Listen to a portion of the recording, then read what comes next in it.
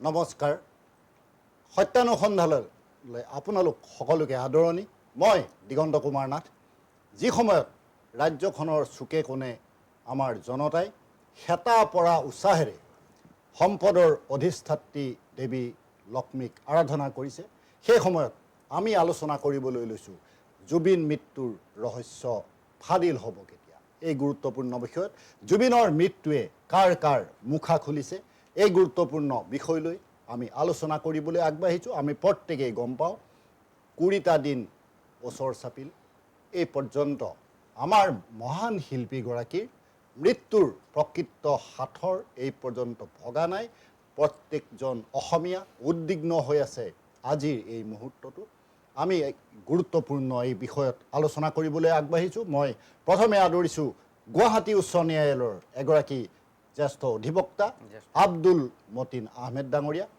মই আদৰিছোঁ পথিকৰ সঞ্চালক তথা বিভিন্ন সামাজিক ক্ষেত্ৰৰ জড়িত ভিক্টৰ ৰাজকুমাৰ আৰু আদৰিছোঁ এগৰাকী অভিনেতা জুবিন অনুগামী অমৃত প্ৰাণ তিনিওগৰাকী ব্যক্তিক লৈ মই আজিৰ আলোচনা আগবঢ়াবলৈ গৈছোঁ মই প্ৰথমেই আব্দুল মতিন আহমেদ ডাঙৰীয়াক সৰিব বিচাৰিছোঁ এই হাথৰ জুবিনৰ মৃত্যুক লৈ সৃষ্টি হোৱা এই হাথৰ কোনো সময়তে আমাৰ সমাধানৰ দিশত অহা নাই প্ৰত্যেক মুহূৰ্তই সলনি হৈছে ইয়াৰ পৰিৱেশ আজিও নতুনকৈ বহুকেইজন লোকক SITৰ টীমে জেৰা কৰিছে স্বয়ং SITৰ টীমৰ হাতত জেৰাত বন্দী হৈছে আমাৰ অনিতা ডেকা মহন্ত শ্যাম গানু মহন্তৰ পত্নী আমি সিদিনা আমাৰ এই অনুষ্ঠানত আমি চিঞৰিছিলোঁ যে এটা অনুষ্ঠানৰ সৈতে জড়িত তেখেত শীৰ্ষ পৰ্যায়ৰ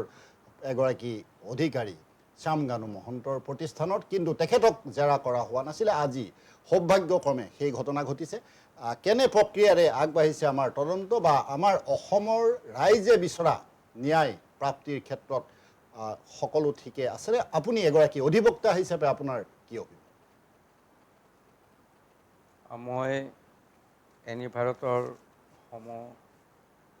কৰ্মীবৃন্দক মোৰ শুভেচ্ছা জনাইছোঁ তাৰ লগতে মই জুবিন গাৰ্গ মোৰ অন্তৰৰ পৰা মই শ্ৰদ্ধাঞ্জলি জনাইছোঁ মই যিটো জুবিন গাৰ্গ সম্পৰ্কীয় যিটো তদন্ত চলাই আছে আপোনাৰ SIT গঠন কৰিছে আৰু ইতিমধ্যে আমি জানিব পৰা মতে আমাৰ মহামান্য উচ্চ ন্যায়ালয়ৰ এগৰাকী আপোনাৰ জাষ্টিছ ন্যায়াধীশ আমাৰ শইকীয়া দেৱক ওৱান মেন কমিটি বনাই এইটো তদন্তৰ দায়িত্ব দিয়া বুলি আমি প্ৰচাৰ মাধ্যমত পাইছোঁ এতিয়া কথা হ'ল আজি প্ৰায় 19টা দিন পাৰ হ'ল জুবিন গাৰ্গৰ ইহলীলা ত্যাগ কৰা ইমান দিন যিটো তদন্ত প্ৰক্ৰিয়া চলাই আছে আৰু যিটো গতিত আপোনাৰ তদন্ত আৰম্ভ কৰিছে আৰু যেনেকুৱাকৈ আপোনাৰ মানুহবিলাকক মাতি আনি সোধ কৰি আছে ইট উইল টেক টাইম সময় লাগিব আৰু এইটো আজিৰ দিনত যিখিনি সময় দেখা পাই আছোঁ যিখিনি সময় পাৰ হৈ গ'ল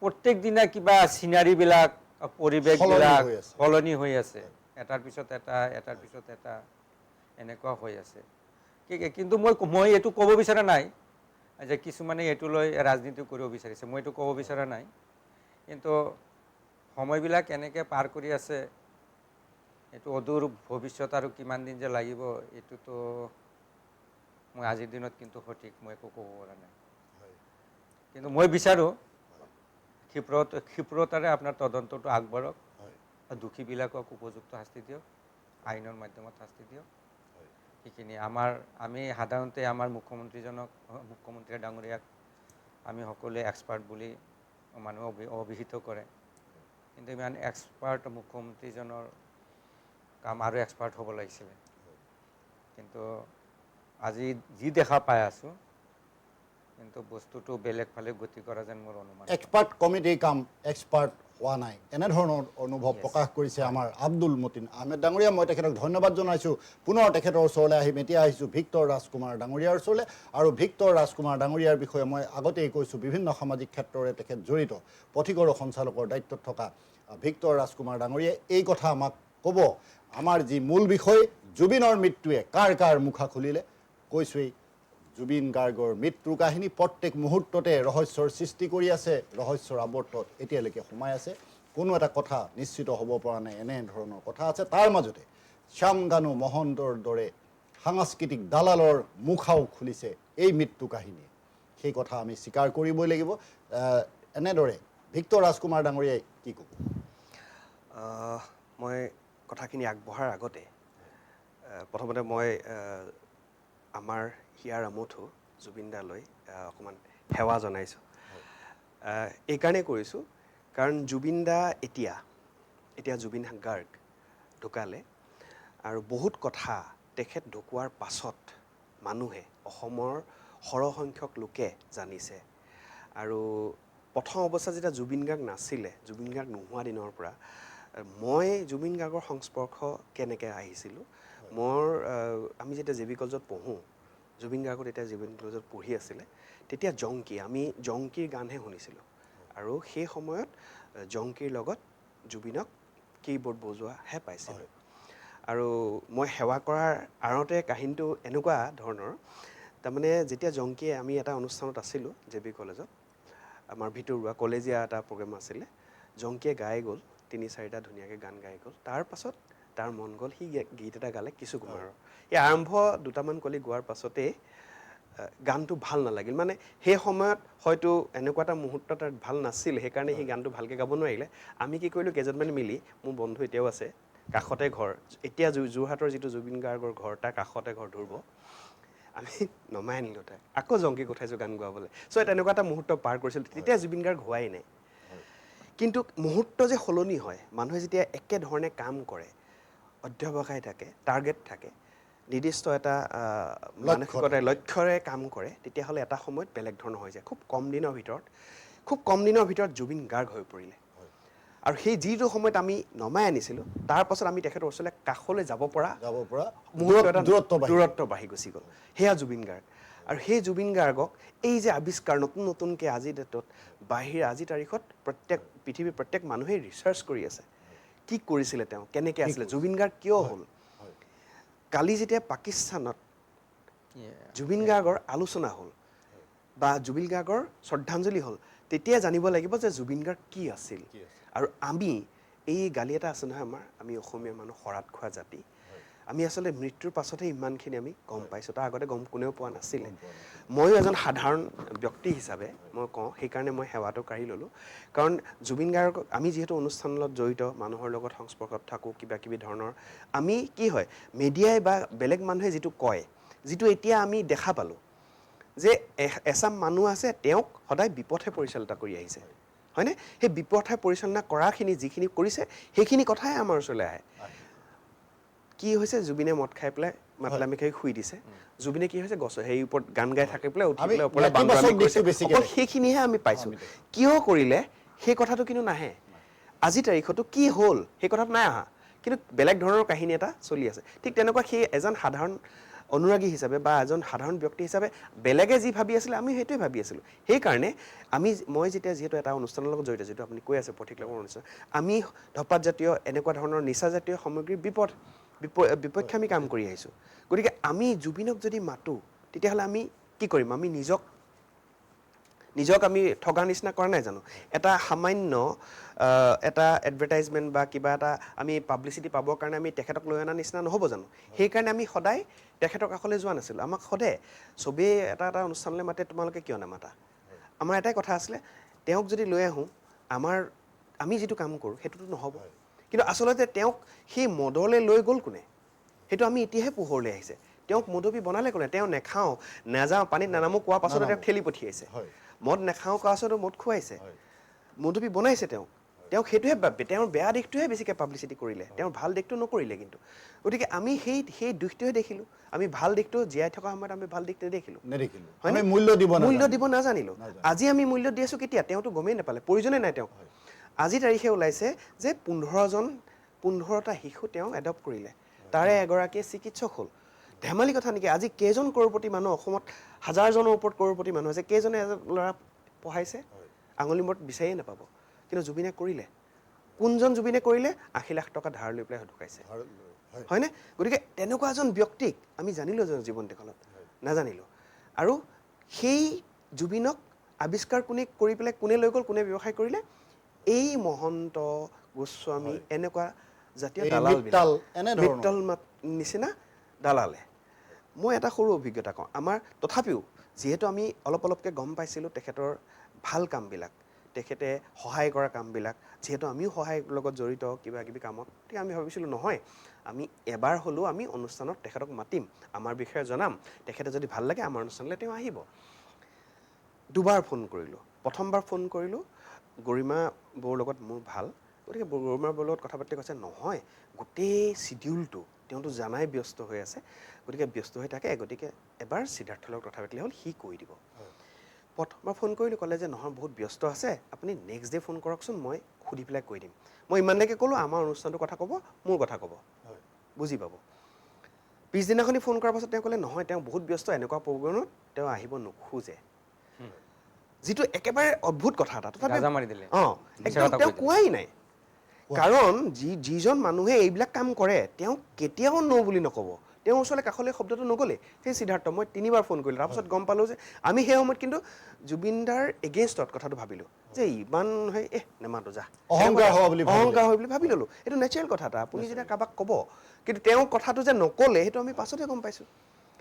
ঠিক একেধৰণে শ্যামকানু মহন্তক আমাৰ অনুষ্ঠানলৈ, যিহেতু এজন বিগ শ্বট, আমি এতিয়াহে বেয়াবিলাক গম পাইছোঁ, আগতেতো চবেইতো ভাল বুলিয়ে ভাবি আছিলোঁ, চবেই ডাঙৰ ডাঙৰ মানুহ। এতিয়া মই ভাবিছোঁ, চবে মোক কৈছে যে কিয় নাহিলে, বৰ ভাল কথা হ'ল, নহ'লে তেওঁৰ লগত ফটো এখন মোৰ ওলালেহেঁতেন। একজেক্টলি, তেখেতৰ লগত ফটো এখন আমাৰো থাকিলেহেঁতেন, পথিকৰ এটা বদনাম হ'লহেঁতেন যে তেখেতৰ লগত এনেকুৱা কাম কৰিছে, এতিয়া বেয়া কথা কৈ আছে। তেখেতক 2 দিন মাতিলোঁ আমাৰ অনুষ্ঠানত, তেখেতে এটা কথা পাতিবৰ কাৰণে। প্ৰথমতে ক'লে তেওঁৰ সময় নাই, পিছত ক'লে এনেকুৱা কথা পাতিবলৈ তেওঁৰ মানে বিশেষ সময় দিব পৰা নাই, তো এটা কাম কৰিব, ইমান দিনৰ পাছত মোৰ এটা প্ৰগ্ৰেম আহিব, মই ঘূৰি আহিম, আপুনি সময় কৰিব। তাৰপিছত 3বাৰ ফোন কৰিলোঁ, নধৰিলে।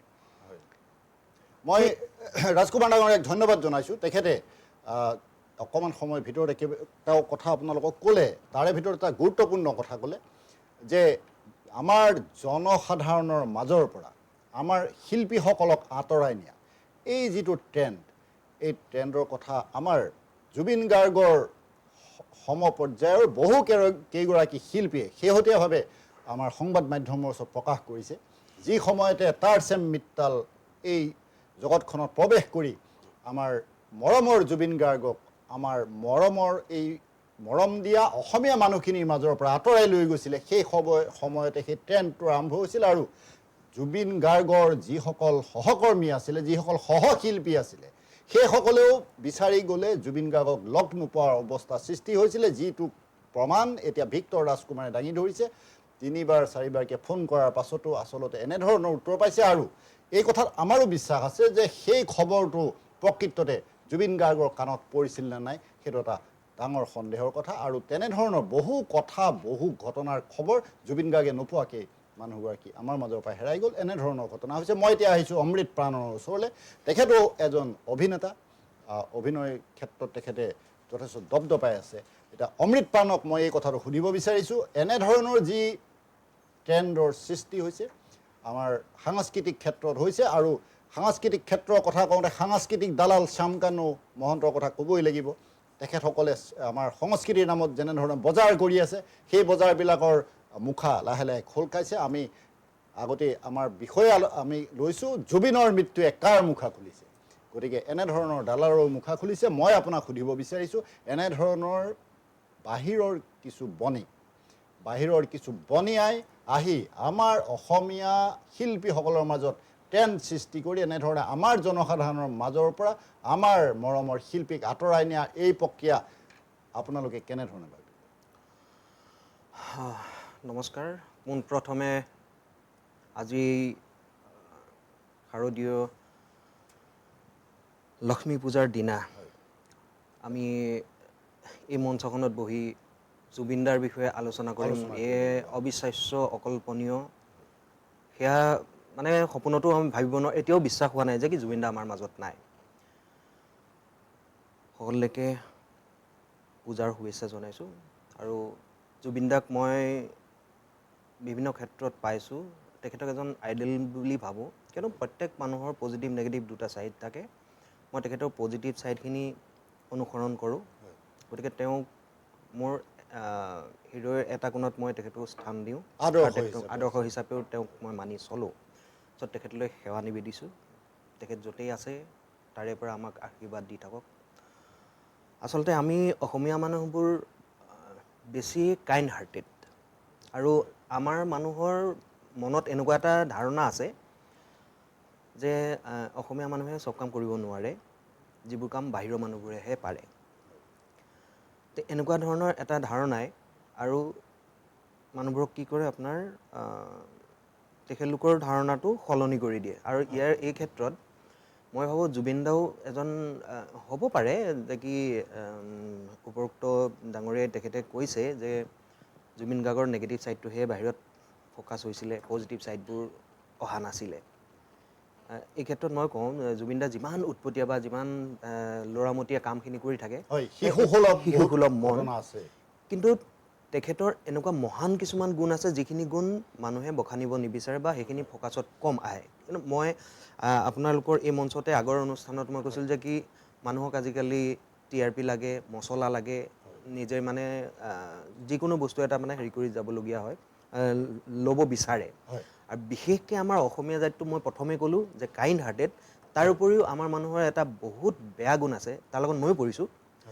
আমাৰ মানুহে এজনে আনজনক কৰ্পোৰেট নকৰে, 1 নম্বৰ কথা। 2 নম্বৰ কথা হ'ল কেঁকুৰা জাতি।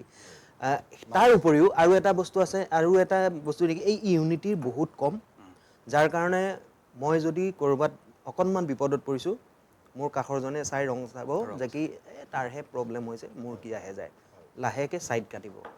যদিহে মই কিবা ভাল কাম এটা কৰিছোঁ, সেই কামটোৰ ভাল গুণখিনি নবখানি তেওঁলোকে কি কৰিব, তাৰ কিবা এটা নেগেটিভ ছাইড উলিয়াই সেই নেগেটিভ ছাইড সেইটোহে বেছিকৈ মানে হাইলাইট কৰিব বিচাৰে।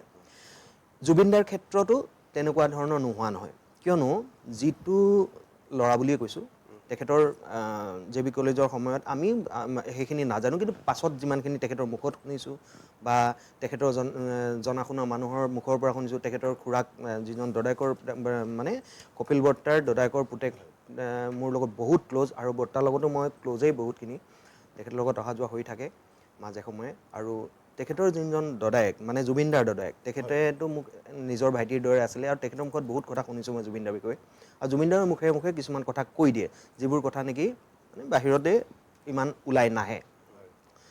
তো সেই ৰেঞ্জাৰ চাইকেল লৈ চুলি দীঘল, গিটাৰ এখন পিঠিত বান্ধি ঘূৰি ফুৰা সেই মানে মানুহে ভেলু নিদিয়া মানুহ এটা, ঘপককৈ তেখেতে হয়তো লাকেও অকণমান ফেভাৰ কৰিছিল, নিজৰ অধ্যৱসায় আছিল।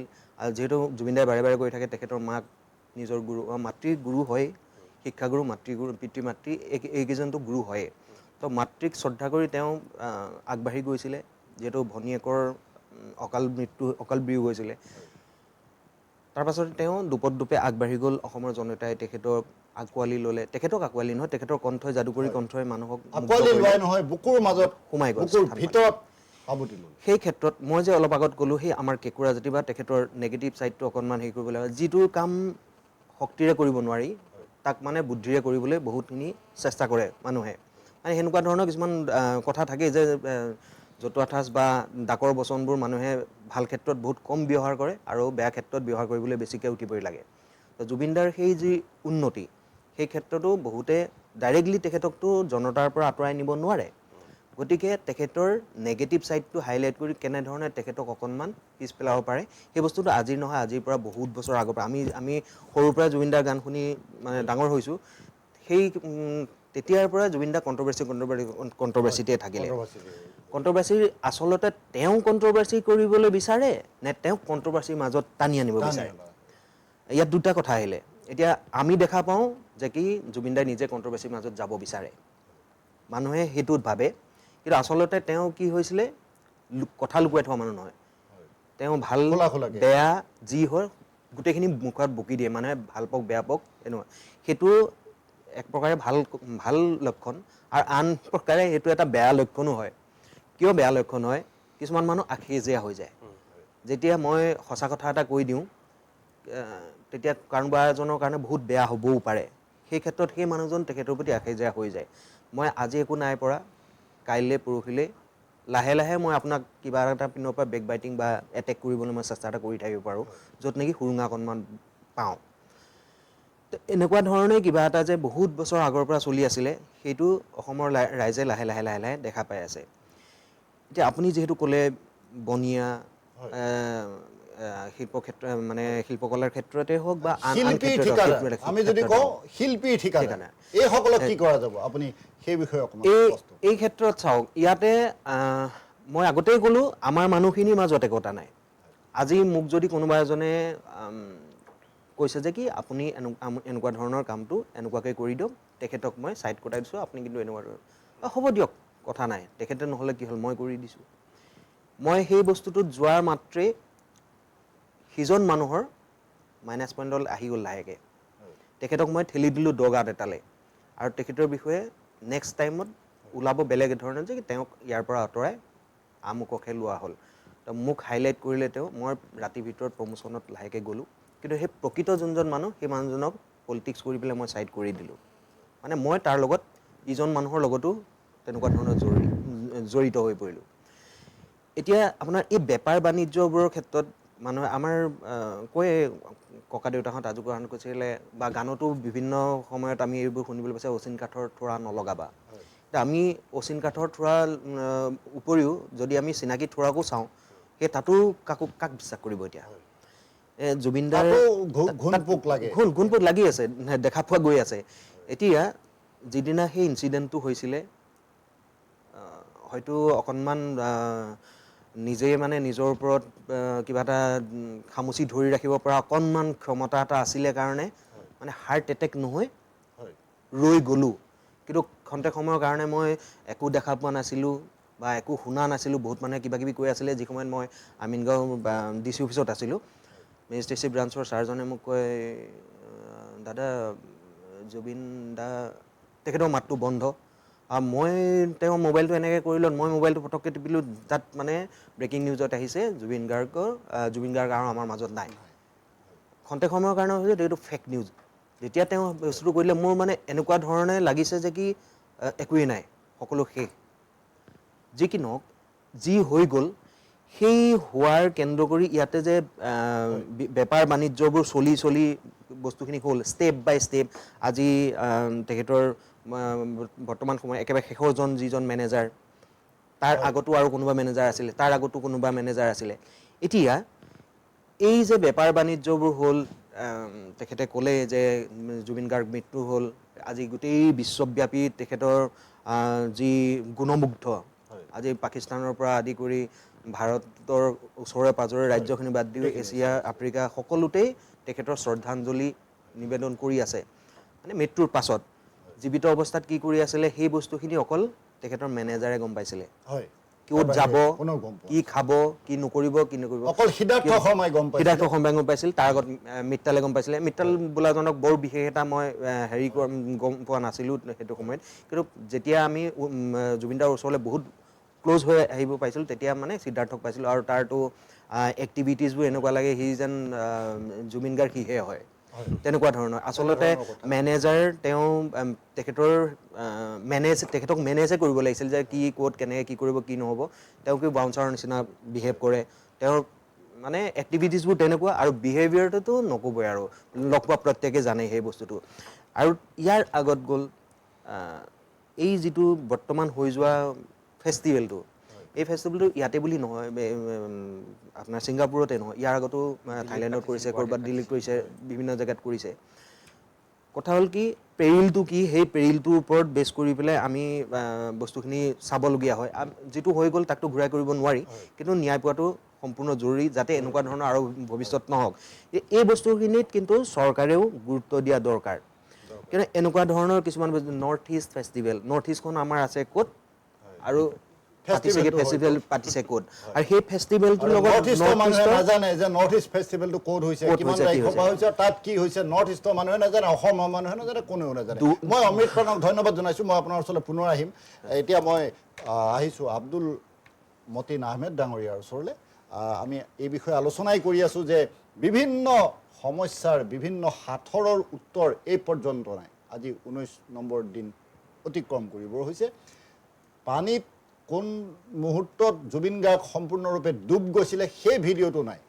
আপোনালোকে লক্ষ্য কৰিব, এইবিলাক কথা মনলৈ আনিব। সামাজিক মাধ্যমত কাট হিচাপত এডিটেড ভিডিঅ'বিলাক সম্প্ৰচাৰিত হ'ল, কিন্তু তাত জুবিন গাৰ্গ কোন সময়ত ডুবিছিলে সেই ভিডিঅ'টো নাই। কিন্তু আমাৰ পষ্টমৰ্টেম ৰিপৰ্টত ড্ৰাউনিং এই শব্দটো স্পষ্টভাৱে লিখা আছিলে। দ্বিতীয়বাৰ পষ্টমৰ্টেম হৈছে আৰু এই পষ্টমৰ্টেমৰ ফলাফলত স্পষ্ট হ'ব কি ধৰণৰ কথা হৈছে।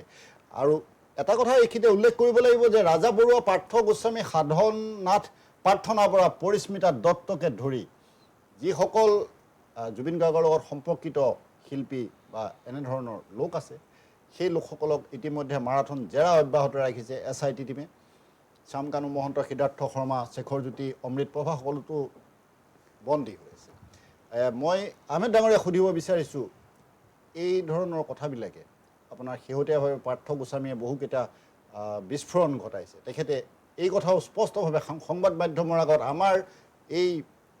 আমাৰ মঞ্চতে তেখেতে স্পষ্টভাৱে কৈ গৈছে, যদি সিদ্ধাৰ্থই বিষ হৈ আছিলে তেতিয়াহ'লে শেখৰে কি চাই আছিলে, এনেধৰণৰ প্ৰশ্নও তেখেতে উত্থাপন কৰি গৈছে যে সমানে দুয়োজনৰ সমান শাস্তি হ'ব লাগে বুলি তেখেতে কৰিছে। যদি সিদ্ধাৰ্থক ফাঁচি দিয়া হয়, শেখৰকো ফাঁচি দিব লাগে, সেই দাবী পাৰ্থ গোস্বামী কৰিছে। এনেধৰণৰ কথাবিলাক হৈ আছে। আপুনি এই সন্দৰ্ভত কি ক'ব? মই এইখিনিতে এটা কথা কওঁ, যিটো বিষ দি মাৰা বুলি যিটো অভিযোগ আহিছে, এইটো আপুনি পোষ্টমৰ্টম ৰিপৰ্ট বা মেডিকেলৰ ৰিপৰ্ট নোহোৱাকৈ চব কথা কৈ দিয়াটো অলপ অসুবিধা আছে। আমাৰ মুখ্যমন্ত্ৰী ডাঙৰীয়াই কৈছে ভিছেৰা যি পৰীক্ষাৰ বাবে দিল্লীলৈ পঠোৱা হৈছে, দিল্লীলৈ পঠিয়াইছে, এক্সপাৰ্টৰ তাত পঠিয়াইছে। 10 তাৰিখে ৰিজাল্ট ফলাফল আহিব আৰু 11 তাৰিখে অসমৰ ৰাইজে গম পাব। এনেধৰণৰ কথা অসমৰ ৰাইজক জনাব বুলি কৈছে। এতিয়া আমি সেইখিনিলৈ বাট চাব লাগিব, কাৰণ কিছুমান কথা ধৰক মই আইনৰ মানুহ হৈ মই কিছুমান কথা বেলেগ লাইনত ক'ব নোৱাৰোঁ। যদি যিটো আপোনাৰ লফুল নহয় তাৰ বাহিৰত মই কিছুমান কথা ক'ব নোৱাৰোঁ।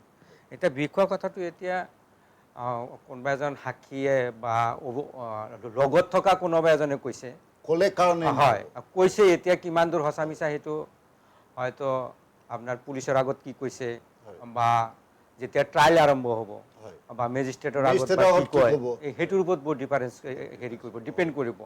আৰু তাৰোপৰি আপোনাৰ যিটো পোষ্টমৰ্টম ৰিপৰ্টটো আহিব, সেই ৰিপৰ্টৰ ওপৰতো কিছুমান কথা নিৰ্ভৰ কৰিব আৰু সেই ৰিপৰ্ট লৈ আমি অপেক্ষা কৰিব লাগিব। আৰু এতিয়া চাওক, এই যিটো আপোনাৰ ধুঁৱলি কুঁৱলি বুলি আপুনি কৈছে, হয় আমাৰ আজি 19টা দিনেই হ'ল জুবিন গাৰ্গ এই পৃথিৱীৰ পৰা নাইকিয়া হৈ গ'ল। কিন্তু আজিলৈ আমাৰ ছিংগাপুৰত যিখিনি আমাৰ অসমৰ বাসিন্দা আছে বা অসমৰ এই যিটো ফেষ্টিভেল বুলি কৈছে, যিটো ফেষ্টিভেলটো আহ্বান কৰিছিলে, সিহঁতক আজিলৈ অসমত আনিব পৰা নাই। কিন্তু এইটো মই কাইলৈ এজন আহিব বুলি কথা, কাইলৈ এজন আহিব। এতিয়া ধৰক নিজে নিজে আহি আছে, কিন্তু গভৰ্ণমেণ্টে এইটো ইনিচিয়েটিভ ল'ব লাগিছিলে, কাৰণ আমাৰ মুখ্যমন্ত্ৰী ডাঙৰীয়া নিজেই হোম ডিপাৰ্টমেণ্টত আছে। চেণ্ট্ৰেলত হোম মিনিষ্টাৰ ইমান ষ্ট্ৰং হয়, কিয় এটা মিউচুৱেল এটা এগ্ৰিমেণ্ট কৰি আপোনাৰ এইটো প্ৰভিজনেই আছে আপোনাৰ আচ্ছা মিউচুৱেল লিগেল এছিষ্টেণ্ট TT এটা আছে, দুই দেশৰ মাজত কৰি পেলাই এইটো কিমান সময় লাগে? ইমান ষ্ট্ৰং গভৰ্ণমেণ্ট আমাৰ ভাৰতবৰ্ষখন ইমান ষ্ট্ৰং বুলি কৈছোঁ মই, এইখিনি কৰাতেতো বেছি সময় নালাগে। কিন্তু আজি 19টা দিন পাৰ হৈ গ'ল। এই ট্ৰিটি যিটো কৰিব লাগে, এটা সৰু ট্ৰিটি বুলি কয়, এইটো এটা স্মল, জাষ্ট আপোনাৰ তাতে যিখিনি মানুহ আছে আমাৰ অসমত, সেইখিনি মানুহ উভতাই আনিব লাগে। এক্সট্ৰাডিশ্যন এটা হ'ব লাগে, এক্সট্ৰাডিশ্যন এটা চুক্তি হ'ব লাগে, সৰুকৈ এটা হ'ব লাগে, প্লাছ আপোনাৰ কি কয় এটা এপ্লিকেশ্যন এটা আপোনাৰ ছিংগাপুৰ গভৰ্ণমেণ্টক আমাৰ ইণ্ডিয়া গভৰ্ণমেণ্টে দিব লাগে, এটা এপ্লিকেশ্যন এটা দিব লাগে যে আমি ইয়াত এভিডেঞ্চখিনি পাইছোঁ, এই মানুহখিনি এইটো ঘটনাৰ লগত জড়িত আছে, গতিকে আপোনালোকে মানুহখিনি ইমিডিয়েট আমাক উভতাই দিয়ক, ইমিডিয়েট ঘূৰাই দিয়ক। কিন্তু আজি 19টা দিন হৈ গ'ল, আজি এইখিনি মানুহ আনিব পৰা নাই। এইটো চৰকাৰৰ এতিয়া আপোনালোকে বা এইটো বিফলতাই কয় এইটো সফলতা কয়, এইটো আপোনালোকে বিবেচনা কৰিব। আৰু আপোনাৰ চাওক এক্সট্ৰা টেৰিtorial অফেন্স বুলি কয় এইটো, যিটো আপোনাৰ ছেকশ্যন 4 অফ দ্য আইপিচিত আছে এক্সট্ৰা টেৰিtorial অফেন্স। এইটো আপোনাৰ ডিল হয় আপোনাৰ 188 CRPCত। এইটো ইনভেষ্টিগেশ্যন কৰিব পাৰে। আচ্ছা, পুলিচ ইনভেষ্টিগেশ্যন কৰিব পাৰে, চেণ্ট্ৰেল গভৰ্ণমেণ্টে পাৰ্মিশ্যন দিব। চেণ্ট্ৰেল গভৰ্ণমেণ্টে পাৰ্মিশ্যন দিয়াৰ পিছত আচ্ছা পুলিচ এইটো কৰিব পাৰে। ইমান আমাৰ হোম ডিপাৰ্টমেণ্ট বা আমাৰ পুলিচ ডিপাৰ্টমেণ্ট ইমান ষ্ট্ৰং, ইমান আপোনাৰ শক্তিশালী বুলিয়ে কৈছোঁ মই। ইমান দিন এইখিনি কৰিব লাগিছিলে, কিন্তু কিহৰ কাৰণে বা ইমানবোৰ লেট কৰি আছে। কিন্তু লোৱাৰ ভাষাত এটা আছে ডিলে ডিফেক্ট ইকুইটি এটা শব্দ আছে। এইটো এটা গুৰুত্বপূৰ্ণ কথা কৈছে। হয়, মই আপোনাক ধন্যবাদ জনাইছোঁ। যেতিয়া ন্যায় ব্যৱস্থা যেতিয়া লাহে লাহে চলিব ন, হয়, তেতিয়া কিছুমান মানুহে ন্যায়ৰ পৰা বঞ্চিত হৈ যায়। এতিয়া মই আশা কৰোঁ আইনগতভাৱে নিয়মৰ মাজেৰে ন্যায় ব্যৱস্থাটো অলপমান খৰতকীয়া কৰক, অলপ স্পীডি কৰক। স্পীডি কৰি অসমৰ বা গোটেই ভাৰতবৰ্ষৰ মানুহৰ মনত যিটো আৱেগ আছে, যিটো দুখ পাই আছে, সেই দুখখিনি লাঘৱ কৰক। এইটো চৰকাৰৰ দায়িত্ব। আৰু ছিংগাপুৰৰ পৰা মানুহক যোৱাকালি মই দেখা পালোঁ টিভিত যে আমাৰ মুখ্যমন্ত্ৰী ডাঙৰীয়াই আহ্বান জনাইছে যে আমাৰ ৰাইজে হেঁচা প্ৰয়োগ কৰিব লাগে। ৰাইজে হেঁচা কাক প্ৰয়োগ কৰিব কওকচোন? আমি ইয়াতে আন্দোলন কৰিব লাগিব তেতিয়াহ'লে যে ছিংগাপুৰৰ মানুহখিনি আনি দিয়ক। এতিয়া যদি ফিল্ডত যদি আমাৰ অসমৰ মানুহ যদি আন্দোলন কৰিবলৈ যায়, এৰেষ্ট কৰি দিব। ইতিমধ্যেই কিছুমানে যেনেকৈ ন্যায় বিচৰাৰ কাৰণে আচ্ছা জেলত সোমাই দিছে। কিন্তু আমাৰ মুখ্যমন্ত্ৰীয়ে যিখিনি ক'লে যে আমি ইয়াৰ পৰা প্ৰেছাৰ ক্ৰিয়েট কৰিব লাগিব, তাৰপিছতে সিহঁত আহিব। আমি কিয় প্ৰেছাৰ ক্ৰিয়েট কৰিম? তোমাৰ ইমান ডাঙৰ গভৰ্ণমেণ্ট, তুমি নিজেই হোম মিনিষ্টাৰ, তুমি নিজেই মুখ্যমন্ত্ৰী, তুমি all in all, plus central government ইমান ষ্ট্ৰং হৈ আছে। কিয় চেণ্ট্ৰেল গভৰ্ণমেণ্টে আনিব পৰা নাই? কিয় পাব্লিকৰ ওপৰত হেৰি কৰিব লাগে? লতটো আছে, আপোনালোকে আনিব পাৰে। একে চৰকাৰে চলি আছে। এই একে চৰকাৰে দেখোন ডাবল ইঞ্জিন বুলি কৈ থাকে, এই একে চৰকাৰে হয়, কিয় নোৱাৰে?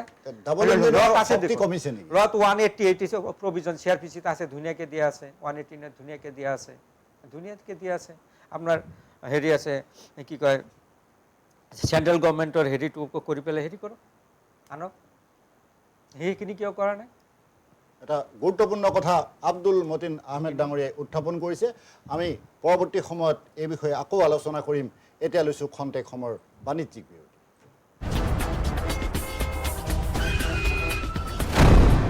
এক্সিডেণ্টৰ পৰা বাচিলা হয়, কিন্তু এই ধোঁৱা ধূলি সোপাৰ পৰা কেনেকৈ বাচিবা হে? এইবোৰে কলিজা হাওঁফাওঁ চব খাব, বুজিছা?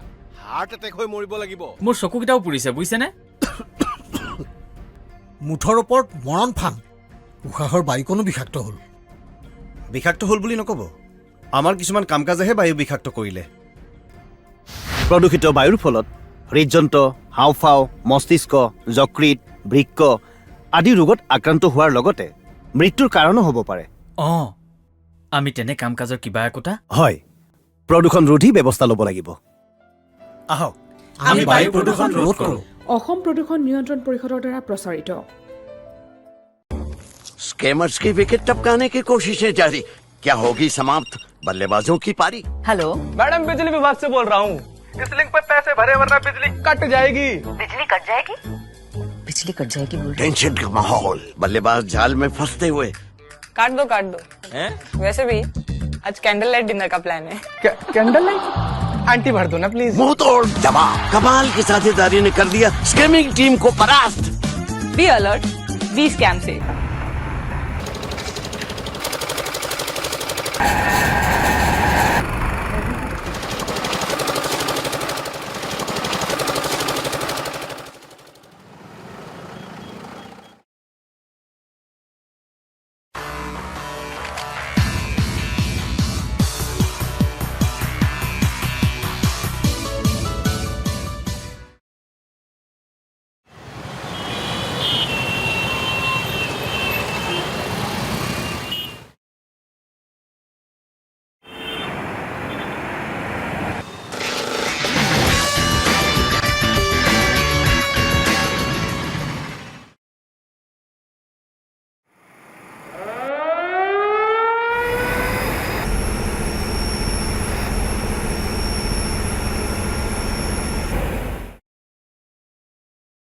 অসম প্ৰদূষণ নিয়ন্ত্ৰণ পৰিষদৰ দ্বাৰা প্ৰযোজিত আৰু প্ৰচাৰিত। শৰীৰৰ যিকোনো অসুবিধাৰ সন্মুখীন হৈছে নেকি আপুনি? শাৰীৰিক সমস্যাৰ প্ৰতিকাৰ কেৱল আমি দিম। অভিজ্ঞ চিকিৎসকে দিব সুপৰামৰ্শ। প্ৰতি সপ্তাহত থাকিব বিভিন্ন ৰোগৰ বিশেষজ্ঞ চিকিৎসক। চাবলৈ নাপাহৰিব এনি ভাৰত 24ৰ বিশেষ অনুষ্ঠান স্বাস্থ্য বিশেষ।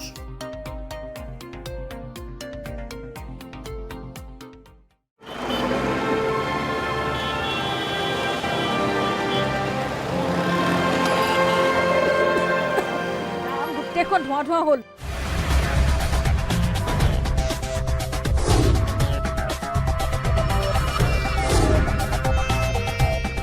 প্ৰদূষণ, গাড়ী মটৰৰ বাবে প্ৰদূষণ। এই প্ৰদূষণবোৰ বন্ধ কৰিব নোৱাৰিনে?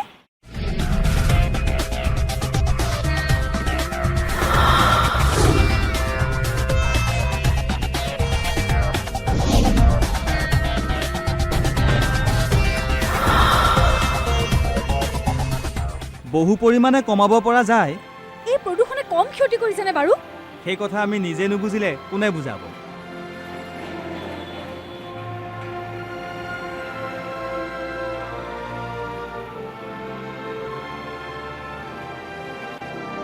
অসম প্ৰদূষণ নিয়ন্ত্ৰণ পৰিষদৰ দ্বাৰা প্ৰযোজিত আৰু প্ৰচাৰিত।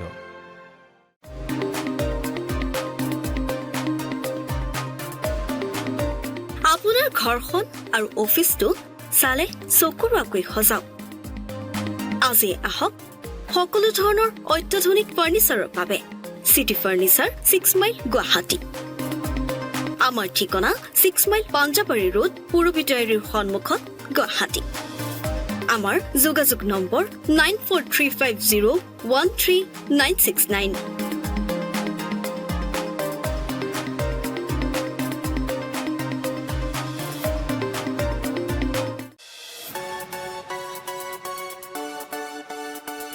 ৰঙাপাৰাবাসীৰ বাবে সুখবৰ। আপুনি যদি দুচকীয়া বাহন ক্ৰয় কৰিব বিচাৰিছে তেন্তে এতিয়াৰ পৰা আৰু চিন্তাৰ কোনো প্ৰয়োজন নাই।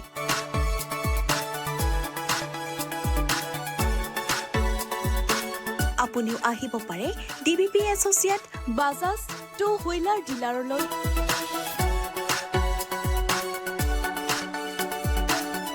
আমাৰ ঠিকনা হৈছে ৱাৰ্ড নং ৮ ঠাকুৰবাৰী ৰোড, ডাকঘৰ, ৰঙাপাৰা, জিলা শোণিতপুৰ, অসম।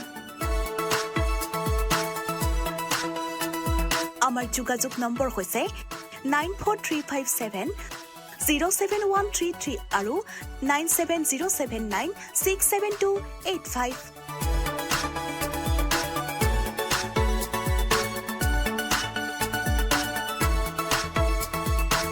बिजनेस रजिस्टर हो गया? यस, सिर्फ करंट अकाउंट बाकी है। करंट अकाउंट के लिए तो SBI बेस्ट है। US मशीन मिलेगा और QR कोड भी। Best cash deposit limit east और वेस्ट इंडस्ट्री में बेस्ट। सबको पता है। SBI करंट अकाउंट बेस्ट है, सबको पता है। এ বাইদেউ কি কৰে? জাবৰ পেলাও আকৌ। এইবোৰ এই পলিথিন প্লাষ্টিকৰ জাবৰবোৰ সদায়তো এই নলাটোতেই পেলাই আহিছো। পলিথিন প্লাষ্টিক পেলাই নলাটো একেবাৰে বন্ধ কৰি পেলাইছে। পানী ওলাই যাব নোৱাৰে, নহয়নে বাইদেউ?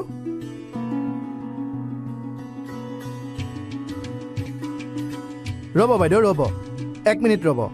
আপুনি জানেনে পলিথিন প্লাষ্টিক পানীত নগলে মাটিটো মিলি নাযায়। আপোনালোকে সেইবোৰ নলাত পেলায় আৰু গোট খাই নলাটো বন্ধ হৈ যায়। হ'ব আৰু নেপেলাও দিয়ক, জ্বলায়ে দিম। আৰু বেছি বেয়া হ'ব, জ্বলালে বায়ু বিষাক্ত হ'ব। তেনেহ'লে কি কৰিম? জাবৰ নিবলৈ অহা নাইবা ফেৰীৱালাক দি দিব। তেওঁলোকে কাৰখানাত বেচিব আৰু কাৰখানাত নতুন বস্তু বনাব। বুজিলেনে? বুজিলো। প্লাষ্টিক পলিথিন য'তে ত'তে নেপেলাব আৰু নজ্বলাব। নিবলৈ অহা মানুহকে দি দিবচোন, 2 পইচা পাব।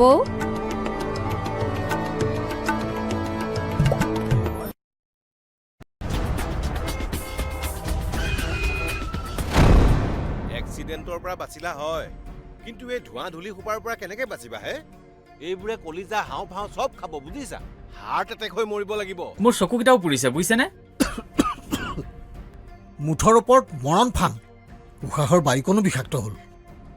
বিষাক্ত হ'ল বুলি নক'ব, আমাৰ কিছুমান কাম কাজেহে বায়ু বিষাক্ত কৰিলে প্ৰদূষিত বায়ুৰ ফলত হৃদযন্ত্ৰ হাওঁফাওঁ মস্তিষ্ক যকৃত বৃক্ক আদি ৰোগত আক্ৰান্ত হোৱাৰ লগতে মৃত্যুৰ কাৰণো হ'ব পাৰে অঁ আমি তেনে কাম কাজৰ কিবা একোটা হয় প্ৰদূষণ ৰোধী ব্যৱস্থা ল'ব লাগিব আহক আমি বায়ু প্ৰদূষণ ৰোধ কৰোঁ অসম প্ৰদূষণ নিয়ন্ত্ৰণ পৰিষদৰ দ্বাৰা প্ৰচাৰিত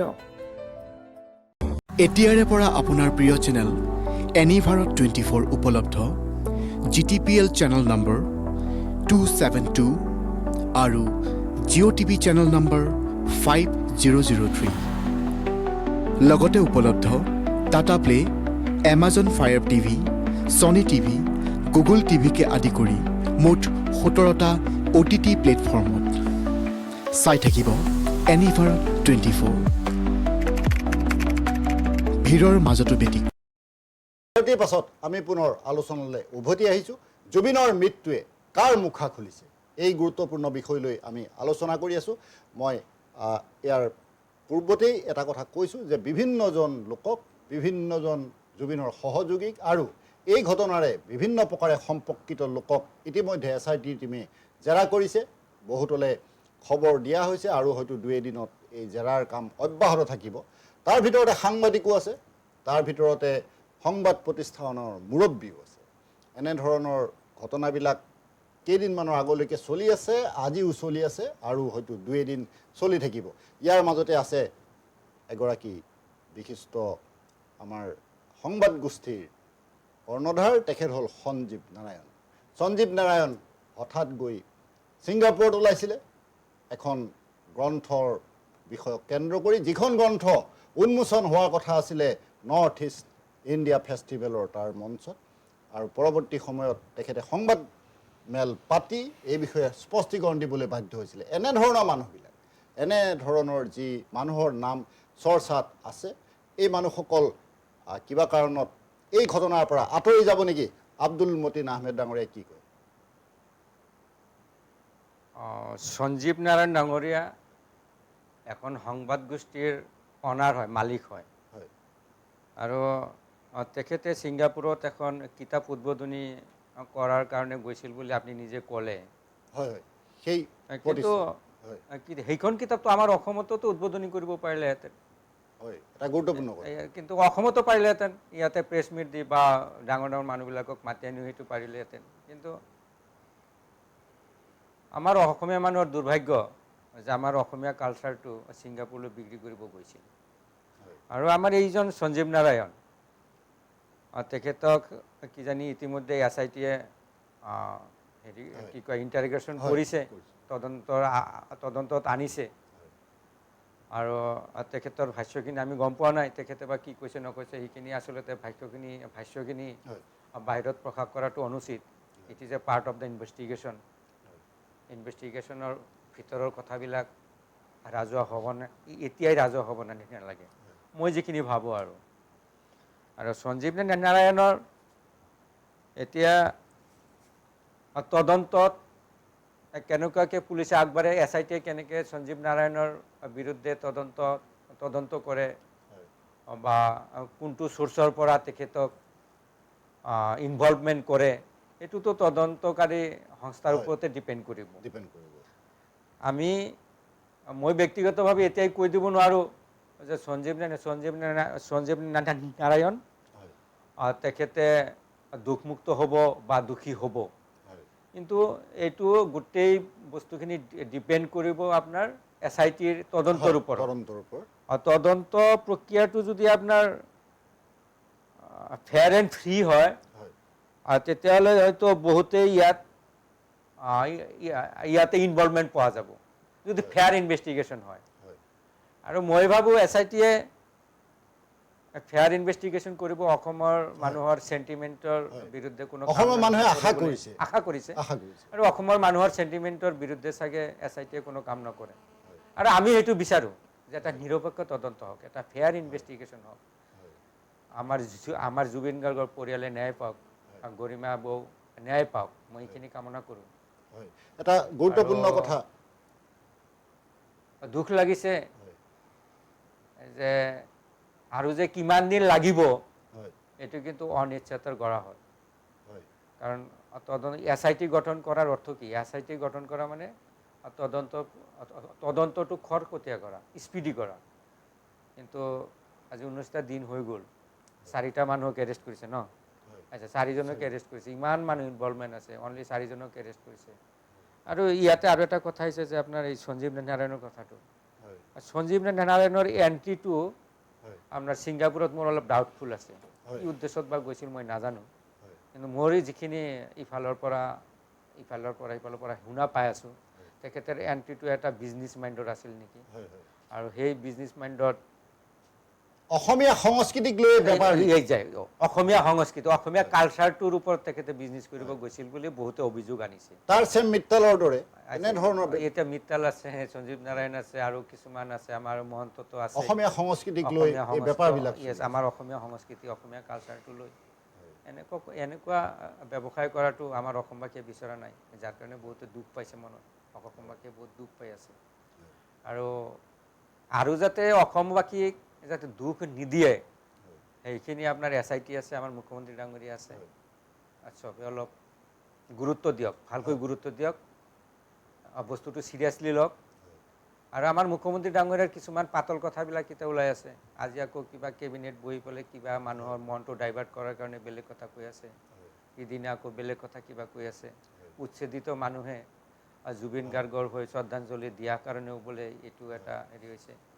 আমাৰ অসমীয়া মানুহে আপোনাৰ জুবিন গাৰ্গক অসমত কি কয় ফাংচনত নামাতি বাংলাদেশৰ এজনী নায়িকা গায়িকা আপোনাৰ মমতাজক মাতি আনে।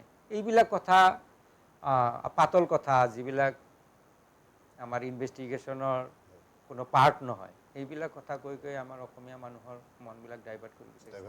আৰু কিছুমান ছ'চিয়েল মিডিয়াত মই বহুত ফটো চাইছোঁ, আমাৰ বাংলাদেশৰ মমতাজক ইয়াতে মানি পেলাই গামোচা দি আছে, শৰাই দি আছে, কিবা আপোনাৰ কিবা কিবি দি থকাও মই ফটোবিলাক দেখিছোঁ। আমাৰ মুখ্যমন্ত্ৰী ডাঙৰীয়াতো এইটো কি যেন ক'ব পাৰে, এইটোতো আহিছিল, ফটোটো মানুহে উঠেই, আৰু তেনেকৈও ক'ব পাৰে। যেনেকৈ শ্যামকানু মহন্তৰ শ্যামকানু মহন্তৰ চাওক, শ্যামকানু মহন্তৰ ভায়েকে, ডাঙৰ ভায়েকে ৰিটায়াৰমেণ্ট কৰিলে, তাৰপিছত আকৌ পোষ্টিং দিলে, এজন ভায়েকক ইউনিভাৰ্চিটি আমাৰ বিশ্ববিদ্যালয়ৰ চেঞ্চেলৰ উপাচাৰ্য বনালে। কেনেকুৱাকৈ বনালে সেইটোতো ৰাইজে গম পায়। এতিয়া মই চব কথা মই অপেন নকওঁ, কেনেকৈ তাতে ভাইচ চেঞ্চেলৰ হ'ল এইটো লৈ বহুত সমালোচনাও হৈছিলে এটা সময়ত।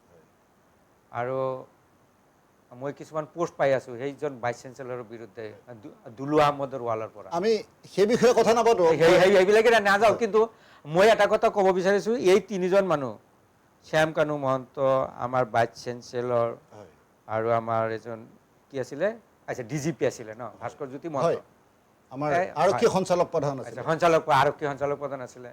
আৰু গোটেইকেইজন আমাৰ মুখ্যমন্ত্ৰী ডাঙৰীয়াৰ পৰিয়ালৰ লগত এটা সুসম্পৰ্ক থকা যেন ৰাইজে এতিয়া ক'বলৈ বিচাৰিছে।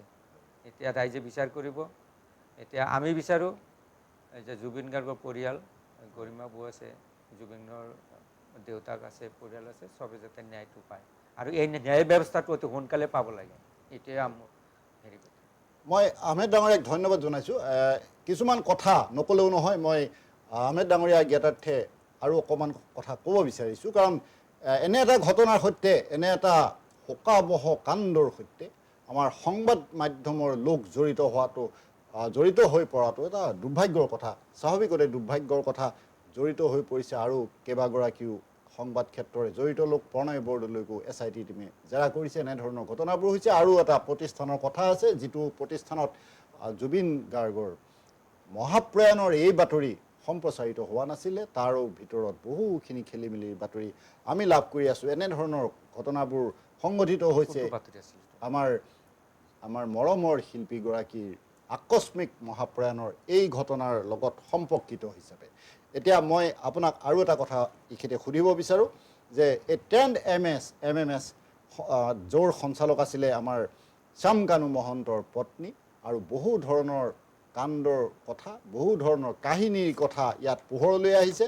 আৰু আমাৰ স্বয়ং CIDৰ তাতেই এটা গোচৰ পঞ্জীয়ন হৈ আছে শ্যামকানু মহন্তৰ বিত্তীয় কেলেংকাৰীৰ, বিত্তীয় খেলিমেলি এই বিষয়টোত।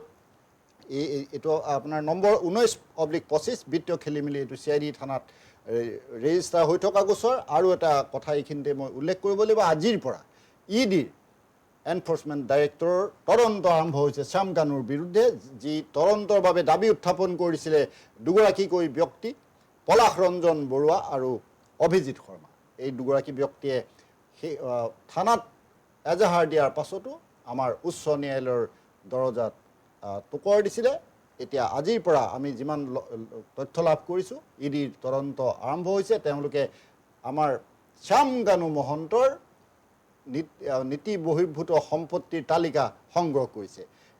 এই ধৰণৰ কথাবিলাক কিমান আগবাঢ়িব, আপুনি আহমেদ ডাঙৰীয়াই কি কয়? গোটেই বস্তুখিনি আপোনাৰ তদন্তৰ ওপৰত ডিপেণ্ড কৰিব। আমাৰ ED আছে, আপোনাৰ EDয়ে এতিয়া তদন্ত, এতিয়া আপুনি ক'লে যে কেছ এটা ৰেজিষ্টাৰ হৈছে 19/25। এতিয়া কেছটো ৰেজিষ্টাৰ কৰিছে অন হোৱাট বেচিছ সেইটো চাব লাগিব। এতিয়া EDয়ে কোনটো লাইনত যায়। EDয়ে যদি তালাচীত যদি দেখা পায় যে যিখিনি আপোনাৰ ইনকাম হ'ব লাগিছিলে, যিখিনি তাতকৈ যদি বেছি হৈছে, আচ্ছা, তেতিয়াহ'লে সেইটো EDয়ে সেইটো চোৱা চিতা কৰিব। সেইটো EDৰ যিটো ইনকুৱাৰী তদন্ত, সেইটো এটা বেলেগ প্ৰক্ৰিয়া। আৰু আমাৰ যিটো SITৰ যিটো তদন্ত, এইটো এটা বেলেগ প্ৰক্ৰিয়া। আমাৰ ইয়াতে SITটো গঠন কৰিছে স্পেচিয়েলি আমাৰ জুবিন গাৰ্গৰ হত্যাকাণ্ড কৰা বুলি যিটো অভিযোগ আহিছে, সেই অভিযোগৰ ভিত্তিত SIT গঠন কৰিছে। আৰু এই SIT গঠন কৰাৰ পিছত এই SITৰ তদন্তত যেতিয়া ইকনমিক অফেন্স বা আয়ৰ যিখিনি উৎস যিটো বেছি হৈছে, সেইটো যেতিয়া আপোনাৰ অপেন হৈ গ'ল, আচ্ছা মুকলি হৈ গ'ল, তেতিয়া EDয়ে এটা বস্তু এইটো EDয়ে লৈ ল'লে যে তেতিয়াহ'লে আমি EDৰ ফালৰ পৰা আপোনাৰ যিটো ইনকামৰ ওপৰত হৈছে সিহঁতে নিজাববীয়াকৈ 19/25 কেছটো ৰেজিষ্টাৰ কৰিছে। এতিয়া গোটেই বস্তুখিনি আপোনাৰ গোটেই তদন্তটো ডিপেণ্ড কৰিব আপোনাৰ EDৰ ওপৰত। আৰু EDয়ে যদি আপোনাৰ নিয়মৰ ভিতৰত যদি আপোনাৰ এটা ফেয়াৰলি যদি ইনভেষ্টিগেশ্যন কৰে, তেতিয়াহ'লে মই ভাবোঁ যে শ্যাম কানু মহন্তৰ যিখিনি আপোনাৰ আয় হৈছে আৰু যিখিনি ইনকাম হৈছে, সেইটোৰ ওপৰত এটা কুৱেশ্যন মাৰ্ক আহি যাব। মই জনাত শ্যাম কানু মহন্ত কি কৰে মই কিন্তু নাজানো। ইমান এটা ডাঙৰ তেখেতৰ কিজানি ব্যৱসায়ো নাই, যে আপোনাৰ ইমান ডাঙৰ কিজানি ফাৰ্মো নাই যে কৰোৰ টকা টেণ্ডাৰ কৰে বা কিবা কৰে, তেনেকুৱা মই শুনা নাই। কিন্তু কিছুমান ইতিহাস আছে, যেনে APPL Assam power project limited, এই আছাম পাৱাৰ প্ৰজেক্ট লিমিটেডৰ অধীনত 90টা ক্ষুদ্ৰ জলবিদ্যুৎ প্ৰকল্প স্থাপনেৰে বিদ্যুৎ উৎপাদনৰ বাবে কাম কৰা মানুহজন আছিলে শ্যাম কানু মহন্ত, যি APLLৰ অধীনত আছিলে MMS এণ্টাৰপ্ৰাইজ, যি এণ্টাৰপ্ৰাইজৰ মালিকী স্বত্ব আছিলে শ্যাম কানু মহন্তৰ পত্নী। এনেধৰণৰ ঘটনাবিলাক হৈছে। আপুনি এটা কথা লক্ষ্য কৰিব, 19টা ক্ষুদ্ৰ জলবিদ্যুৎ প্ৰকল্প ৰাজ্যত স্থাপন কৰি বিদ্যুৎ উৎপাদন কৰিবলৈ আগবঢ়া মানুহ, কিমান কোটি টকাৰ এই কেলেংকাৰী আপুনি অকণমান ধাৰণা কৰক। মই আহমেদ ডাঙৰীয়াৰ ওচৰলৈ পুনৰ আহিম। এতিয়া আহিছোঁ ভিক্টৰ ৰাজকুমাৰ ডাঙৰীয়াৰ ওচৰলৈ। আৰু এই ক্ষেত্ৰত মই ৰাজকুমাৰ ডাঙৰীয়াক পোনপটীয়াকৈ এটা কথা সুধিব বিচাৰোঁ যে জুবিন গাৰ্গৰ এই মৃত্যুৰ পাছত বিভিন্ন ধৰণৰ ৰাজনীতিৰ সৃষ্টি হৈছে, সেই কথা আমি সততে দেখি আছোঁ। স্বয়ং অখিল গগৈ ডাঙৰীয়াক লৈও এনেধৰণৰ কিছুমান প্ৰতিক্ৰিয়া আমাৰ সামাজিক মাধ্যমতে বা বিভিন্ন ধৰণৰ আমি দেখি আছোঁ। স্বয়ং মুখ্যমন্ত্ৰী মহোদয়ে এই কথা প্ৰকাশ কৰিছে। আজি কমল কুমাৰ মেধি, একালৰ অখিল গগৈৰ সহকৰ্মী, একেলগে থকা অখিল গগৈ সভাপতি আৰু আমাৰ কমল কুমাৰ মেধি সম্পাদক, আমাৰ মুক্তি বাহিনীৰ কথা কৈ আছোঁ, মই কৃষক মুক্তিৰ কথা কৈ আছোঁ। তেখেতেও আজি অখিল গগৈ ডাঙৰীয়াৰ মুখা খুলি দিছে আৰু স্পষ্টভাৱে তেখেতে ফেচবুকত লাইভ আহি কৈছে যে জুবিন গাৰ্গক অখিল গগৈয়ে ভাল পোৱা নাছিলে। তেখেতে স্পষ্টভাৱে তাৰ ডিটেইলছ কথাবিলাক জনাইছে। আপুনি কি কয়, এনেধৰণৰ ৰাজনীতি হোৱাটো উচিত হৈছেনে? চাওক, এইখিনিত উচিত হৈছেনে কথাটো একেবাৰে নায়েই, একেবাৰে অনুচিত কথা এটা। কাৰণ জুবিন দাই আৰম্ভণিৰ পৰা শেষলৈকে এটা কথাই ক'লে, আৰু যোৱাবাৰ যেতিয়া কাৰ আন্দোলনৰ সময়তো স্পষ্টকৈ কৈ দিছিলে, পলিটিক্স নকৰিবা বন্ধু। তো পলিটিক্স নকৰিবা বন্ধু মানে কি নিজৰ বন্ধুকো তেওঁ কয় তেতিয়াহ'লে বাকীসকলক ক'বলগীয়া কথাই নাথাকিলে কিন্তু এই জুবিন গাৰ্গ এনেকুৱা এটা সত্তা প্ৰত্যেক মুহূৰ্ততে মই জনাৰ পৰা বুজাৰ পৰা দেখি আহিছোঁ তেখেতক সদায় পলিটিক্স ৰাজনীতিৰ মেৰপাকত নি পেলাই নিজৰ এটা সুবিধা লোৱাৰ যত্ন কৰি থাকে প্ৰত্যেকে ইয়াৰ এটা দল সংগঠন বা যিয়েই নহওক ঠিক একেধৰণে অকল ৰাজনীতিকসকলেই নহয় ব্যৱসায়ীসকলেও তেখেতক এটা চিম্বলাইজ কৰি লয় এটা চিম্বল বনাই লয় তেখেতক জুবিন গাৰ্গৰ প্ৰতিমূৰ্তি জুবিন গাৰ্গৰ যিটো সত্তাটোক লৈ পেলাই সকলোৱে ব্যৱসায় কৰে সেই ব্যৱসায়টো লাগিলে ৰাজনীতিকেই হওক ৰাজনীতিও এটা ব্যৱসায়টো ৰাজনীতিও এটা ব্যৱসায় নহয় জানো আজি তাৰিখত ৰাজনীতি এটা ব্যৱসায়লৈ ৰূপান্তৰিত হ'লে সেইটো কাৰণে ভাল ৰাজনীতিটো একোৱেই নাই ক'ৰবাত ভাল ৰাজনীতি দেখিছে জানো গোটেই সমগ্ৰ ভাৰতবৰ্ষৰ আপুনি ৰাজনীতিৰ যদি চায় তেতিয়াহ'লে এটাও ভাল ৰাজনীতি নায়েই গতিকে সেই মুহূৰ্তত জুবিন গাৰ্গে সেইটো কাৰণে বাৰে বাৰে কৈছিলে তুমি যি কৰা কৰি থাকা কিন্তু ৰাজনীতি নকৰিবা কিন্তু এতিয়া জুবিন গাৰ্গৰ সত্তাটো এতিয়া এনেকুৱা পৰ্যায়লৈ লৈ গৈছে প্ৰত্যেকেই যোনে যেনেকৈ সুবিধা পাইছে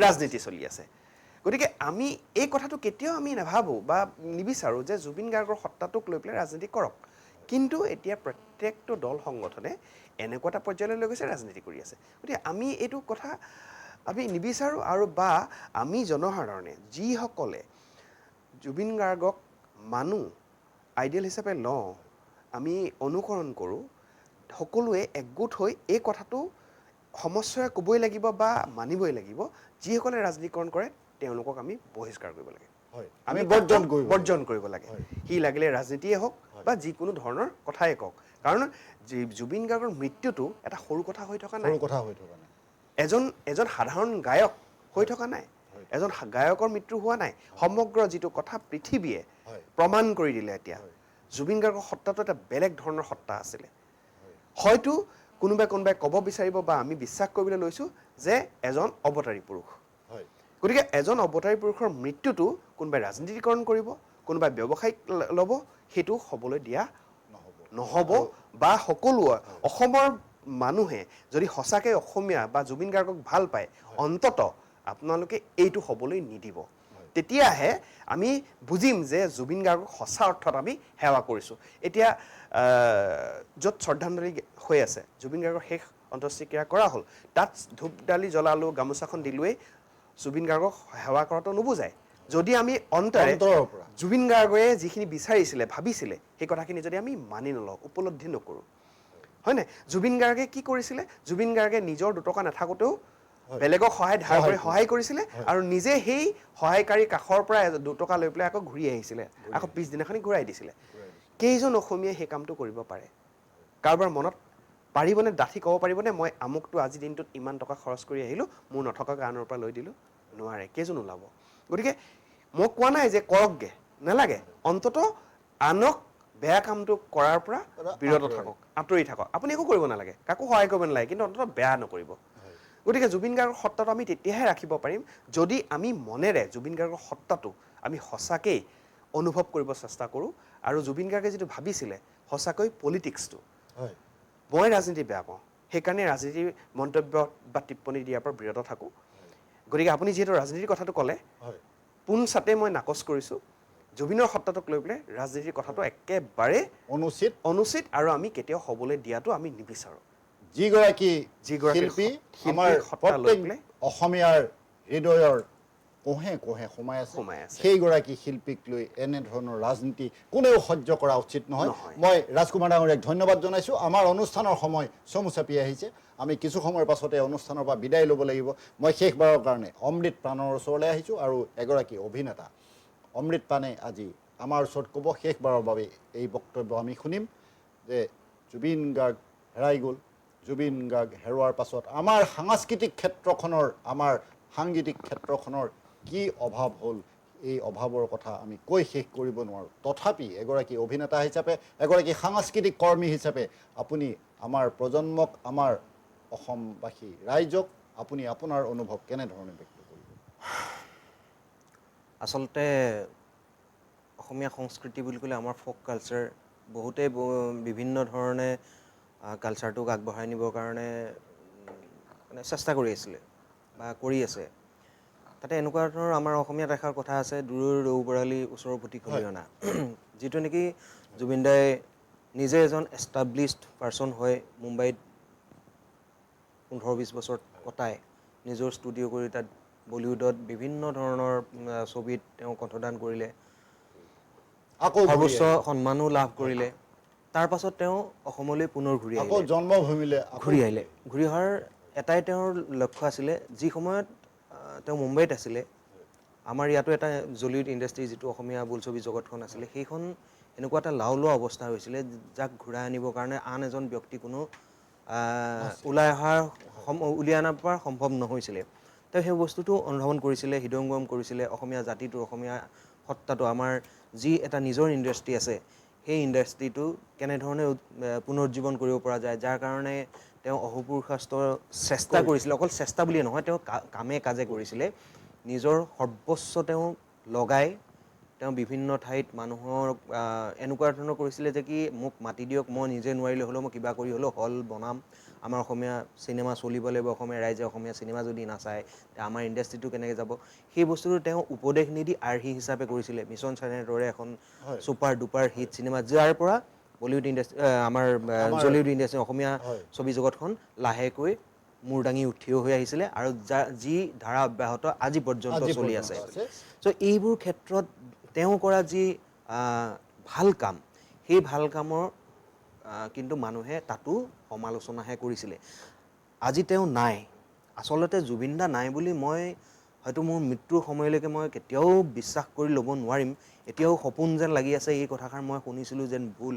মই যেতিয়াই শুনিছিলোঁ তেতিয়াই ফেচবুকত এটা দিছিলোঁ যে এই কথাষাৰ মিছা হৈ যাওক, এটা মেজিক হৈ যাওক। মোৰ এতিয়া কথাখিনি কওঁতে মোৰ ধৰি লওক কথাৰ লৰফৰ হৈ যাব পাৰে, কিন্তু মই জুবিন দাৰ সেই সত্তাটোক মই কেতিয়াও হেৰুৱাব নোৱাৰোঁ। তেওঁৰ যি কৰ্ম, তেওঁৰ যি অৱদান আমাৰ অসমৰ কালচাৰৰ কাৰণেই হওক বা জনসাধাৰণৰ কাৰণেই হওক, তেওঁক পিতৃপুৰুষ বুলি যদি আমি কওঁ তেতিয়াহ'লেও ভুল কোৱা নহ'ব। অসমৰ এতিয়া যিমানখিনি জেন মানে যিসকল নৱপ্ৰজন্ম, তেওঁলোকৰ হৃদয়ত জুবিন গাৰ্গ এজন ভগৱান। তেওঁ নিজেই কৈছিলে যে শ্ৰীকৃষ্ণই ভগৱান নহয়, মইতো তেনেকৈ সাধাৰণ বস্তু। কিন্তু মানুহে এই বস্তুটো সত্য বুলি প্ৰমাণিত কৰিছে যে তেওঁ এজন ভগৱানে। জীৱিত অৱস্থাত আপুনি জুবিনদাৰ প্ৰগ্ৰেমকেইটাত লাইভ টেলিকাষ্ট বা এনেকুৱা ধৰণৰ ফুটেজবোৰহে আমাৰ পাব্লিকৰ মাজলৈ আহে, কিন্তু মই স্বচক্ষুৰে দেখা পাইছোঁ য'ত নেকি কেমেৰা নাই, য'ত নেকি কোনো ধৰণৰ কভাৰেজ নাই, এনেকুৱা ক্ষেত্ৰত বিভিন্ন ধৰণৰ ল'ৰা ছোৱালী আহি জুবিনদাৰ ভৰিত সেৱা কৰে, ভৰিৰ জোতা চাফা কৰি দিয়ে, ভৰিৰ মাটি মূৰত লয়। তেখেতক গুৰু হিচাপে এনেকুৱা ধৰণে মানি লৈছে, যিজনে জুবিনদা কিয়নো সাংঘাতিক ব্যস্ত মানুহজন, সাংঘাতিক ব্যস্ত নহয়, তেখেতক ব্যস্ত কৰাই দিয়া হৈছিলে। জুবিনদাই শেষৰটো ইণ্টাৰভিউত, ৰীতা চৌধুৰী বাইদেউৰ ইণ্টাৰভিউটোত কিছুমান কথা প্ৰকাৰান্তেৰে কৈ গৈছিলে যে তেওঁক বাই ফ'ৰ্চ কুঁহিয়া চেপা দি চেপি তেওঁৰ পৰা ৰস উলিয়াই থকা হৈছে। তেওঁ সৰ্বশ্ৰান্ত হৈ গৈছে, তেওঁ ভিতৰি মানুহজন সম্পূৰ্ণৰূপে শেষ হৈ গৈছে। তথাপিও তেওঁ মানে সঁচাকৈয়ে যন্ত্ৰৰ দৰে তেওঁ চালিত হৈছে, আনৰ চাবি দিয়া পুতলা যেন তেওঁ হৈ গৈছে। কিয়নো তেওঁ এজন বহুতেই কাইণ্ড হাৰ্টেড আৰু মানুহক বিশ্বাস কৰা মানুহ।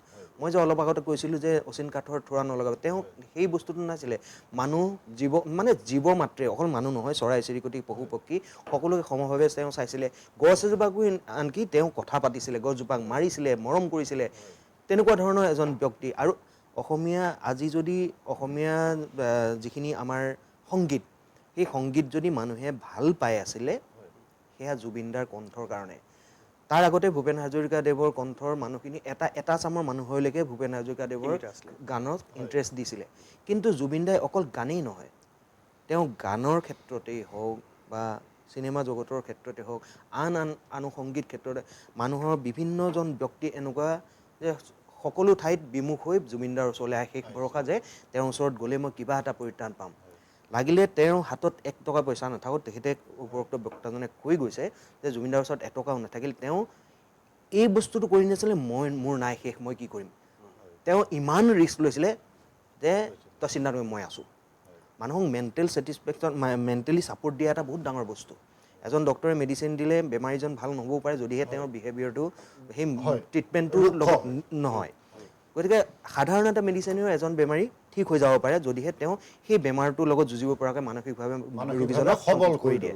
জুবিন দা তেনেকুৱা এটা ডাঙৰ ঔষধৰ টোপোলা, যিকোনো ক্ষেত্ৰত মানে তেওঁ মানুহক সাহস দিছিলে, মই আছোঁ তই চিন্তা নকৰিবি। লাগিলে তেওঁ কি আছে তেওঁ নিজেও হয়তো নাজানে, কিন্তু তেওঁ এটা কথা কৈছিলে যে মই আছোঁ তই চিন্তা নকৰিবি। আমাৰ ক্ষেত্ৰতে আমি যদি ক'ৰবাত কিবা এটা অসুবিধা এটা পাইছোঁ বা ক'ৰবাত কিবা কাৰণত আমি হতাশ হৈ পৰিছোঁ, কোনোবা এজনে যদি বন্ধুৱে হওক বা আন অচিনাকি মানুহ এজনে কৈছে আৰে কিয় চিন্তা কৰিছা মই আছোঁ, অকণমান হ'লেও আমাৰ মগজত ক্ৰিয়া কৰে যে কি হয় কিবা এটা যেন আছে।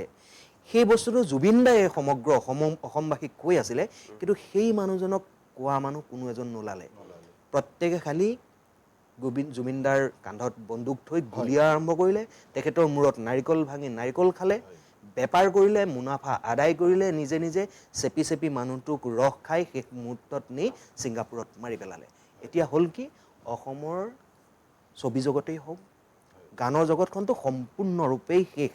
এতিয়া গানৰ নিস্তেজ মানে সম্পূৰ্ণ শেষ বুলি কৈ দিছোঁ মই। জুবিন দাই যি কৰিছিলে তেখেতৰ শব্দশৈলী, যি মিউজিকেই হওক বা তেওঁৰ গায়কীয়ে হওক, যে মানুহৰ প্ৰতি তেওঁৰ যি আন্তৰিকতা আৰু মানুহৰ হৃদয়ৰ কোণে কোণে তেজৰ শিৰাই শিৰাই থকা সেই জুবিনদাৰ যি সত্তা, সেই সত্তা আন কোনোবাই যে আকৌ উঠাই আনিব পাৰিব সেয়া মোৰ মনে নধৰে বা মই নোৱাৰিম অন্ততঃ। আৰু কিন্তু আমি গান শুনো, এতিয়া গান আমি বাজানা গানা শুনো, কিন্তু জুবিনদাৰ গানবোৰত কিছুমান অৰ্থ আছিলে। প্ৰত্যেকটো গান আপুনি হৃদয়ংগম কৰিব যে সেই মানুহজনে নিজৰ গানবোৰেই চব গাই গ'ল, নিজৰ লাইফ হিষ্ট্ৰীটোৱেই গাই গুচি গ'ল, আৰু শেষ মুহূৰ্তত যি দেখা পাইছোঁ সেয়া আমি সকলোৱে দেখা পাইছোঁ। ডাঙৰ ক্ষতি, যি ক্ষতি অপূৰণীয় ক্ষতি। মই যিসকল এই ঘটনাৰ লগত জড়িত তেখেতলোকক মানে ওপৰলৈ মতি দিয়ক, তেওঁলোকে সঁচা কথাটো কৈ দিয়ক, যোনে যি ধৰণে জুবিন দাক হত্যা কৰিলে বা জুবিন দাৰ মৃত্যু হ'ল। আৰু আমাৰ প্ৰশাসন, যি শাসকীয় দল বা আন আন সংগঠনসকলে প্ৰত্যেকটো, এতিয়া আপুনি আজি বিজেপি আছে, কালি যদি আজি যদি কংগ্ৰেছো থাকিলহেঁতেন তেতিয়াহ'লে বিজেপিয়ে অপ'জ কৰিলেহেঁতেন বা এজেপিয়ে অপ'জ কৰিলেহেঁতেন বা ৰাজনীতি কৰিব। এই ৰাজনীতিটো নহয়, যিজন মহান ব্যক্তি তেখেতৰ সত্তাটোৱে যাতে স্বৰ্গত থাকিও শান্তি থাকিব পাৰে, সেই ন্যায় আচলতে একচুৱেলি আমি সকলোৱে কৈ আছোঁ ন্যায় লাগে ন্যায় লাগে। তেওঁ এতিয়া ন্যায় পায়ো একোডাল কৰিব নোৱাৰে, কিন্তু অদূৰ ভৱিষ্যতে এনেকুৱা ধৰণৰ যাতে দুবাৰ ঘটনা নহওক, এনেকুৱা ধৰণৰ এটা দৃষ্টান্তমূলক শাস্তি হ'ব লাগে। যিজনে যি এই কামটো কৰিলে তাৰ লগত যি যি জড়িত হৈ আছে প্ৰত্যেকে বিশ্বই দেখা পাব লাগে যে অসমত এখন এনেকুৱা চৰকাৰ আছে, অসমত এনেকুৱা এখন প্ৰশাসন আছে, অসমৰ জনতা একগোট সকলো, আৰু ইয়াত তোৰ মোৰ বুলিবলৈ নাই, নিজৰ ঘৰৰ মানুহো যদি তাত ইনভলভ আছিলে তেওঁলোকে এনেকুৱা ধৰণৰ শাস্তি দিছিলে। বিশ্বই দেখা পাব যে দ্বিতীয়বাৰ অসমৰ কোনো ব্যক্তিৰ লগত কোনো যাতে ইলিগেল এনেকুৱা নকৰে, এনেকুৱা ধৰণৰ এটা মানে দৃষ্টান্তমূলক শাস্তি হ'ব লাগে। এইটো এটা আদৰ্শ হৈ থাকিব লাগে। মই আহ্বান জনাম চৰকাৰকো বা ইয়াৰ লগত জড়িত প্ৰশাসনকো আহ্বান জনাম যে আপোনালোকে যিহেতু আমাৰ ডাঙৰীয়াই কৈছে যে খৰতকীয়া নকৰিলে কামটো ট্ৰিপুল ডি খতম হৈ যায়, গতিকে খৰতকীয়া কৰক, ভয় শংকা কাৰোলৈ কৰিব নালাগে। অসমৰ জনতাই যদিহে চৰকাৰ এখনে প্ৰশাসন যন্ত্ৰটোৰ লগতেই আছে, নিজেই গৃহমন্ত্ৰী হয়, মই হিমন্ত বিশ্ব শৰ্মা ডাঙৰীয়া মুখ্যমন্ত্ৰীলৈও আহ্বান জনাম যে আপোনালোকে ভয় শংকা একো নকৰিব। জনতাই আপুনি যদি ভাল কিবা কাম এটা কৰে, কালি পৰহিলৈকে আপোনাক যিহেতু কৈ আছিলে যে আপুনি ইমান ভাল কাম কৰিছে, আজি আপোনাক কোনোবাই বেয়াকৈ কৈ আছে যে আপুনি ভাল এটা সুবিচাৰ কৰি দিয়ক, জনতাই আপোনাকো তেনেকুৱা ধৰণে সেৱা কৰিব। আৰু আমি জনতাই এইটোৱেই বিচাৰোঁ যে জুবিনদাৰ পৰিবাৰ যিসকল বাচি আছে তেওঁলোকৰ সেই বুকুৰ দুখটোতো নাযাব, কিন্তু অন্ততঃ এইখিনি সকাহ পাওক যে জুবিনক এনেকৈ মাৰিছিলে কিন্তু তাৰ আজি এনেকুৱা ধৰণৰ এটা বিচাৰ হ'ল। মই অমৃত প্ৰাণ প্ৰমুখ্যে তিনিওগৰাকী অতিথিকে আন্তৰিক ধন্যবাদ জ্ঞাপন কৰিছোঁ। তেখেতসকলে বহুখিনি সময় আপোনালোকৰ সন্মুখত এই আমাৰ শোকাবহ ঘটনাৰ বিষয়ে বিশ্লেষণ দাঙি ধৰিলে। আপোনালোককো ধন্যবাদ জনালোঁ এই অনুষ্ঠান ইমান সময় উপভোগ কৰাৰ বাবে।